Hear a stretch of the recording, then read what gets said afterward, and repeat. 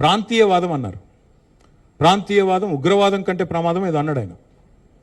నేను వారికి గుర్తు చేస్తా ఉన్న ప్రాంతీయవాదం అంటే మరి పొట్టి శ్రీరాములు గారు 58 రోజుల పాటు ఆత్మ బలిదానం చేసుకున్నారే, పోరాటం చేసి మద్రాస్ ప్రెసిడెన్సీ నుంచి వేర్పడి తెలుగు రాష్ట్రం కావాలి, లింగ్విస్టిక్ బేసిస్గా రాష్ట్రాలు ఏర్పడాలి అనే ఒక ఆకాంక్షతో వారు ఏదైతే పోరాటం చేశారో, లింగ్విస్టిక్ బేసిస్కి వారికి సంబంధం లేదు, మద్రాస్ నుంచి ఆంధ్ర రాష్ట్రం వేరుపడాలని పొట్టి శ్రీరాములు గారు 58 రోజులు నిరాహారదీక్ష చేశారు. అది కూడా ప్రాంతీయవాదం అంటారా?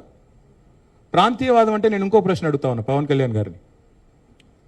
మోడీ గారు ఇవాళ ఆయన ప్రాంతం మీద అభిమానంతో, ప్రాంతీయవాదంతో తెలంగాణకు వచ్చిన ఇండస్ట్రీలను కొట్టుకొని పోతా ఉన్నాడు.